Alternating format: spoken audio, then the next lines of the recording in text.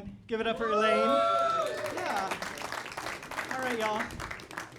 If y'all can't tell by my accent, I'm gay. Yeah, a lot of people can't tell by looking because I always wear sleeves. I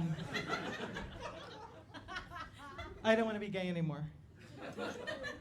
I don't want to be gay anymore. And don't get me wrong, like there's nothing wrong with being gay. I'm not ashamed of who I am. That's my mother's job. But y'all, it's exhausting. It's so exhausting. Everyone thinks I know about fashion, and I clearly don't. You're eyeing me right now. This is not, yeah. Or they think I know about music, and I couldn't tell you 5 songs by Beyonce.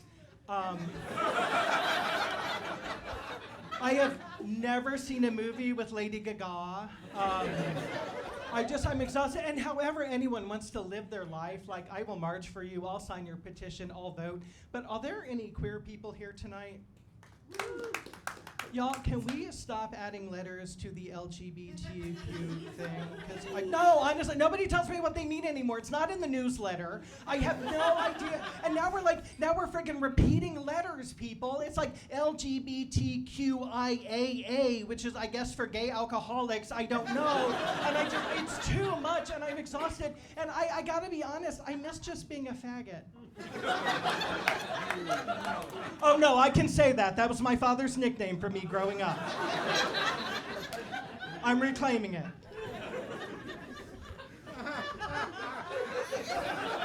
Don't mean to get so political, sir, but I have been happily married for 13 years. Yeah. Or as my husband calls it, married.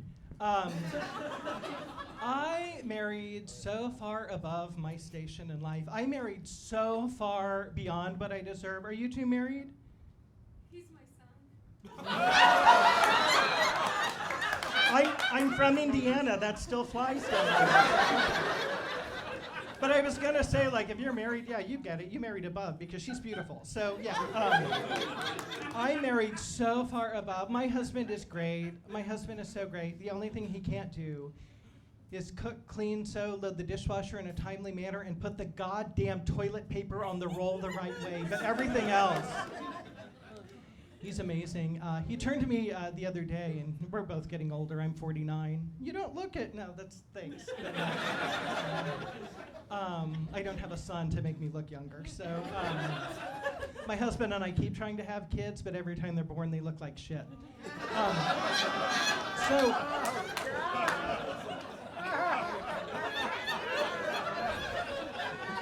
That's a thinker. So my husband turned to me the other day and he said, "Hon, if anything happens to me, I want you to remarry." Which is sweet, right? So I turned to him and I said, "Hon, God forbid anything should ever happen to you, I will never remarry. But I will become the biggest whore that mankind has ever known." No, we have been together for like 16 years, monogamous. I don't have the self-esteem for polyamory. Like, we have been together monogamous. Oh yeah, no, I'm talking about some Old Testament level whoring people. I'm hitting the bathhouse. I'm gonna Sodom and Gomorrah like there is no tomorrow.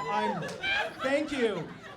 At the end of the day, I want my tombstone to be one very big, very flashy, very popular glory hole. And if you don't want to know what a glory hole is, when you get to work tomorrow, Google it. I think I'd make a good slut, though. I think I'd not to brag about my prowess, but I don't know. I'm adventurous. I once slapped my husband during sex. Yeah. No, it was. I mean, I wasn't trying to be kinky. It was just Grease 2 was on and he was blocking the TV. But aside from you, anyone here have kids? Is that your only one? You have 4 kids? Oh my God, you're more clown car than human at this point. You have 4? Oh my God. How old are you? 56. No, you're not. No. Oh, no, I got it now. Yeah. I'm sorry, but anything more than 2 kids is a cult. Let's be honest. I'm sure your kids are great. Sure, you're great. I hate kids. I hate kids. Oh my God, they're just a little waste of baby oil. I'm sorry, my God. If you ask me, abortion should be a viable option until the child goes to college. Oh, you laugh. Have you ever sat through a child's dance recital? Oh my God, they're awful. And I say, and like all my friends have kids, all my friends have kids, and I have to be nice to them because I'm gonna need a kidney in a few years. But when my friends had kids, they got smug. No, because they're like, oh, we created life, we know everything. So I can't talk to, you're nodding, you know what I'm talking, yeah, couldn't I? So they're like, oh, Ron, you don't know what happiness is until you've made your child laugh. Oh, you don't know what pain is till you've stepped on a Lego at 3 a.m. Like, whatever, you're not an expert because you experienced something. That I spent time in the closet. That doesn't make me Anne Frank. Thank you for laughing at that. Holocaust jokes are hard. But all my friends have kids. Again, have to be nice. Gonna need a kidney. So a friend of mine called me a few weeks ago and was like, you have to watch Sherry. So for the sake of the story, I'm gonna call his 9-year-old daughter Sherry. Her real name is Tabitha. But so it's like, you have to watch Sherry. My appointment fell through and the sitter can't come. And so I'm like, whatever, bring her over. We'll watch TV. Sherry is the most boring 9-year-old I have ever met in my whole life. The only thing remotely interesting about this child is her diabetes.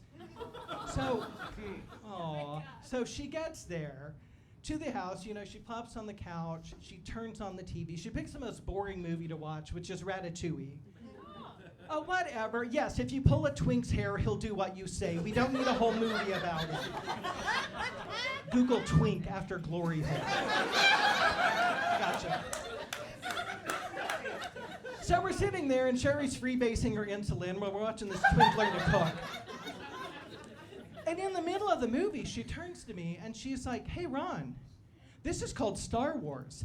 Pew, pew, pew, pew. And she starts hitting my shoulder. I'm like, oh, well, that's adorable. This is called a mommy dearest, and I slapped her across the face. Haven't been asked to watch Sherry lately.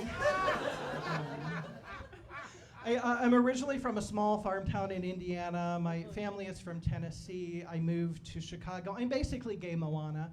But the small farm town I grew up in Indiana I experienced some racism. Let's see. It was a lot like that town in To Kill a Mockingbird, just not as open-minded. And if Scout had a raging meth problem. But I took an ancestry DNA test once, and I am 25% Cherokee and 75% poor white trash. No, I can be proud of that. That's my heritage. Yeah, all that means is I can drink you under the table, but I'm really bad at business decisions.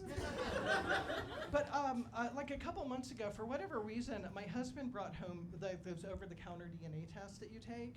I think they were giving them out at work for some benefit or something. I don't know, because no union. Here's a DNA test. So I took it, and I swab and I mail it out, and a few weeks later I go into work and I see the email, your results are in. Y'all. 80% poor white trash. It said Caucasian, but I lived it and I know what it means. 10% Native American, 10% black. Girl. And it makes total sense, because I love the color purple.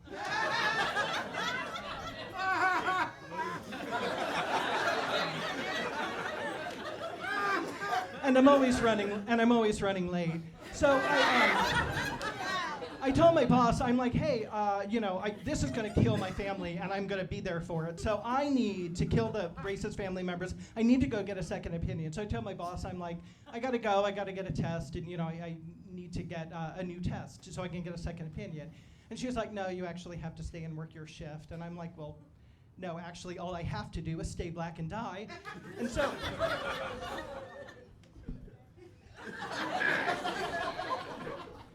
So anyway, I go, I get the test, I swab, I mail it out, and a couple of weeks later I get it, and I don't know what happened to the second test, but it was still Cherokee white trash, and so that's my heritage. But I gotta be honest, guys, for one brief shining moment, I was gay. I was black. I was Native American. And there was no way in hell I could ever be fired from a job in Illinois as long as I lived. You guys have been great. Thank you so much. Are you ready for your next comment?